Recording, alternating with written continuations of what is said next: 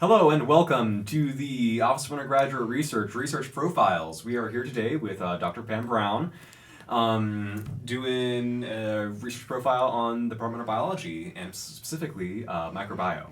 Pam, you want to tell us a little bit about yourself? Sure. Hi, I'm Pam Brown. I've been here since 2012, so my lab is approaching its 10-year anniversary. I love bacteria, which sounds weird, but they're super fascinating organisms to study. So my research lab is focused on bacteriology, and I teach microbiology courses here. I'm currently the director of undergraduate research for biological sciences as well, which is a really fun opportunity to help match students with research labs to complete departmental honors and meet their goals of gaining science experience through research experiences. Nice. What is research in your field? It's a very difficult, kind of too broad a question, but Yeah. Speaking kind of more broadly for my department in biological sciences, research embodies all kinds of things related to life. Everything from ecosystems to cells to neurons and signaling pathways.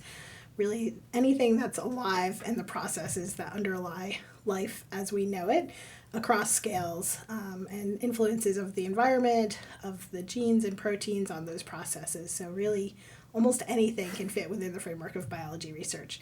A lot of it is foundational, just trying to answer questions so that we have a better understanding of life, and some of it is more translational, where you're trying to solve a problem and apply it to society. And so we see elements of both of those across biological research. My field, more specifically, is microbiology. The subdiscipline I work in is bacteriology.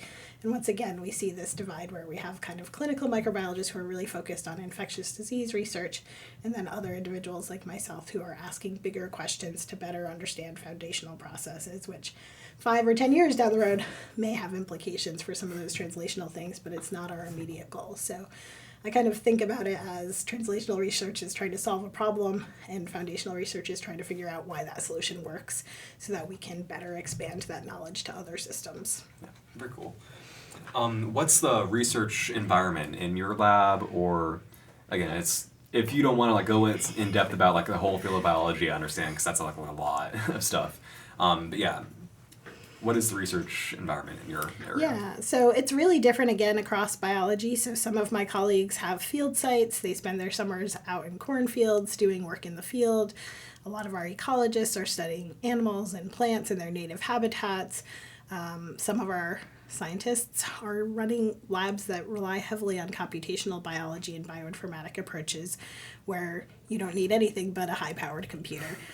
In my lab, we are what I call a wet bench lab. We do a lot of molecular biology work, a lot of microscopy, a lot of growing cells, watching them, making mutations, seeing how that changes their behavior. So it's a very hands-on experience in my lab where you have to come to the bench and spend time learning techniques and mastering different things to help answer questions about the bacteria we study. So yeah, there's something for everyone. If you love computers, if you love to be outside, if you love to be kind of learning things in an immersive lab, we've got it all across biology. Cool. What is the lab culture Is it lean, group oriented, or very individual? You get a project and then you follow through with that. Yeah. Yeah, so I'm going to speak to my lab specifically because each individual mentor or advisor kind of runs their lab differently. In my lab, it's a very collaborative, supportive community where we help each other solve problems, troubleshoot. Incoming undergraduates, researchers are paired usually with a graduate student early on to learn some of the foundational basic techniques. And as they stay in the lab longer, they gain more independence to build on their own research questions and tackle those. It's always within the framework of what we're funded to do for the most part, so it's not a completely independent project, but it's a piece of the pie that the student has ownership on that's responsible for helping develop the hypothesis and the experimental plan, analyzing the results, and kind of going from start to finish with a reasonably sized piece of the research project. Yeah, very nice. And I just want to mention too, congratulations on winning the Faculty Mentorship Award from the office and everything. Yeah. That's Well, thank really you. cool. Yeah, it was really exciting because that's a student-nominated award, so it's always Yeah. nice to hear from students that they've enjoyed the experiences in the lab. It's incredible, yeah. What skills are necessary for an undergraduate looking to get into microbiome research?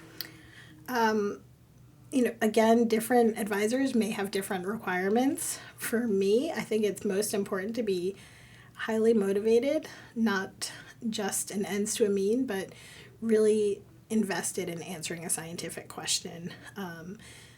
Being really thoughtful, being willing to spend some time when you make that initial contact to know what the person's doing and what they've been thinking about and what you could bring to the table. So I would say curiosity, interest, engagement, all of those things really ultimately it comes down to, I guess, being mentorable. An analogy might be being coachable. If you want to play on the team for a sport, you want to be mentorable and reliable in the lab. So those are some of the most important things, but I think making a good first impression is really important in terms of getting that foot in the door. Yeah. Are there any like classes or anything like specifically that may at least like help you out, like help you understand like the terms? I know like in most labs you learn the terms as you study and stuff. Anything that could help people get a head start? Yeah, I think, we try within biological sciences to give our students a pretty good foundation in their freshman and sophomore years on kind of the big picture of cell biology, of genetics, of how life happens. And I think if you've kind of mastered those basics, then that gives you a strong foundation to move into more specific things. I teach microbiology. I have undergrads in my lab, but not all of them have taken my class, and not all of them take my class before they join my research lab. My class is targeted toward juniors and seniors, and I don't want to wait to have students just for their last semester. So it's sometimes nice to have students join earlier on and spend a couple of years in the lab versus joining. If I had a criteria of you have to take my class first, I wouldn't be able to have students stay with me as long as I would like. So I think other people who teach those foundational classes, who teach genetics or teach cell biology may have some different opinions on that, because it might be easier to say, oh, you took my genetics class and you've got the foundation you need for success in my genetics lab, but that doesn't really fit for me. Yeah. What is the class that you teach? I currently teach 2 classes. One is called General Microbiology. It really focuses mostly on bacteriology because that is what I know and what I'm excited to teach about. And so it's different from what the med school offers, which is a more medical-based microbiology, infectious disease focus. There's a nursing microbiology for students who want to go in a nursing track. So this is really capturing people who have a general interest in understanding the contributions that microbes make to our world and the environment and other places, including human health, but certainly that's only a small part of what we study. The second class is a microbiology lab course, which is a really immersive lab experience.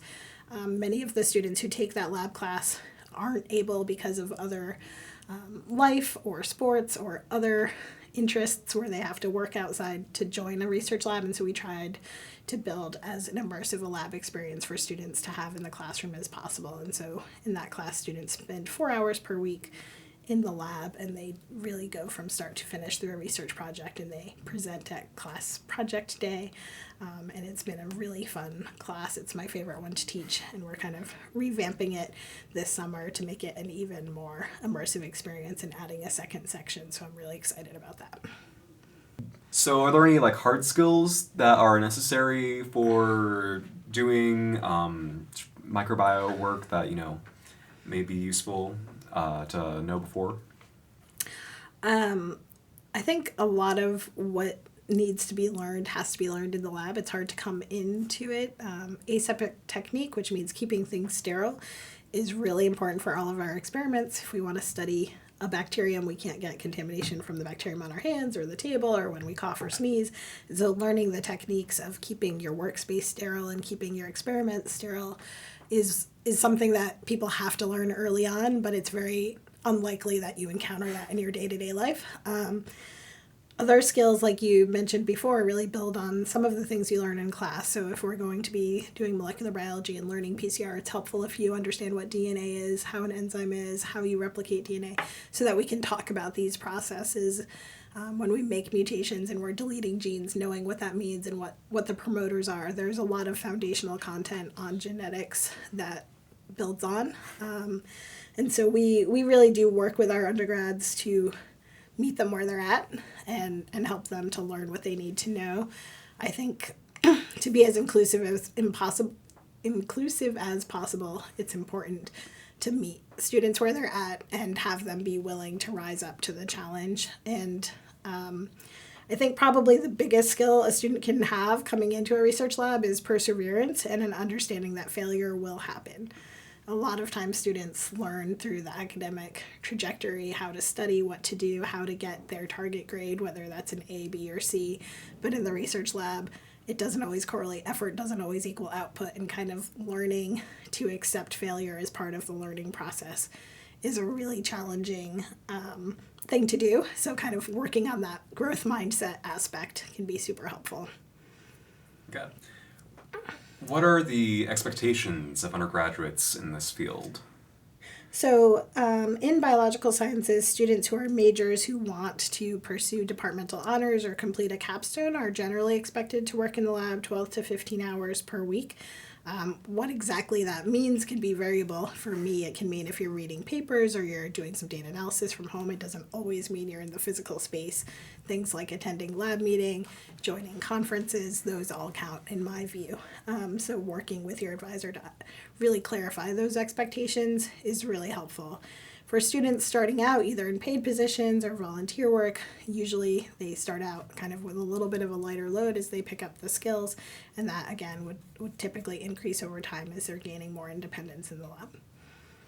Okay.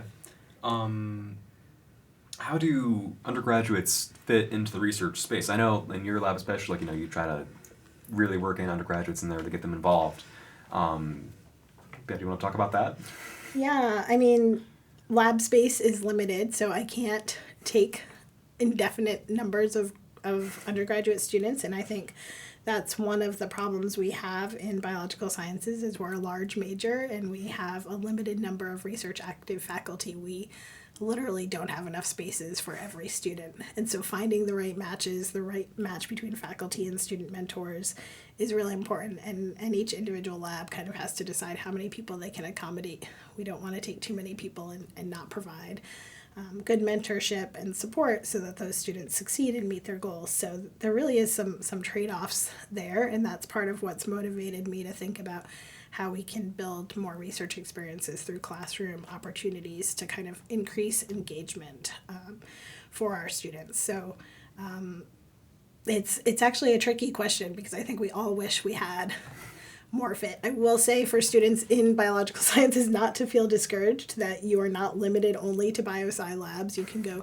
anywhere and across campus in the med school, the vet school, even engineering, plant sciences. There are a lot of really great biologists cross campus, and our bio majors find homes in labs all across campus, which I think is fabulous to be a part of such an interdisciplinary, collaborative life sciences community where people don't really worry what major you're in. They're willing to support you if you're genuinely interested in the research they're doing. So I think that's a real positive.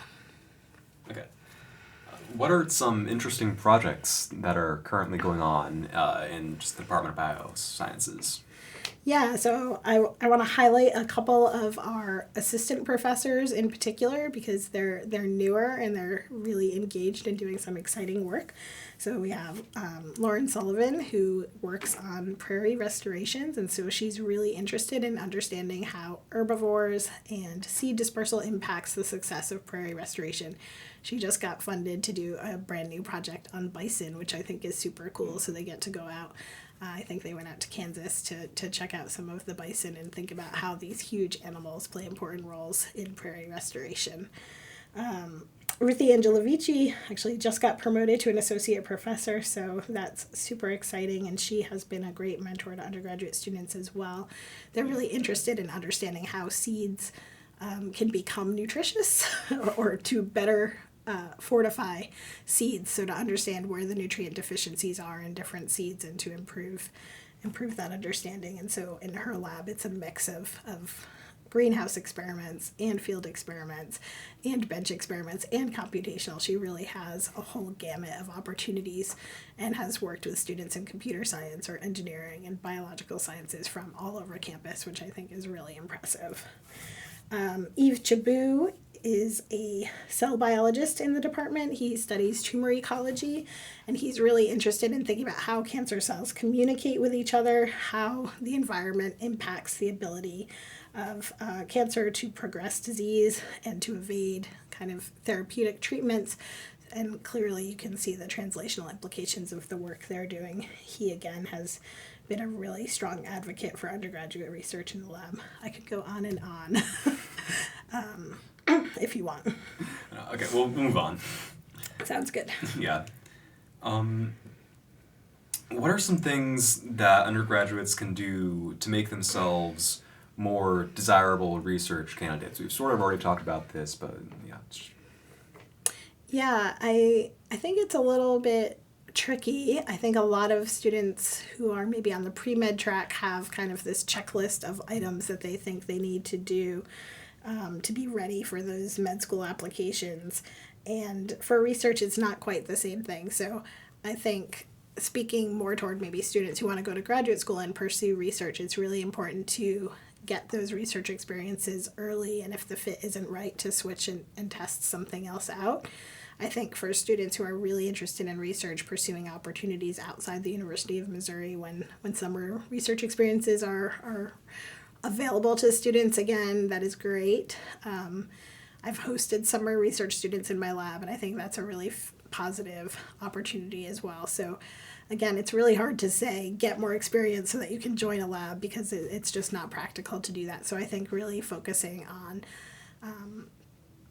assessing your interests in research, understanding what you want to do, why you want to do it, and being able to clearly articulate that, and having it come from an authentic place and not just the goal of having a line on your CV is really important. And so spending some time to be introspective and think about what it is that you want to do, what contributions you want to make.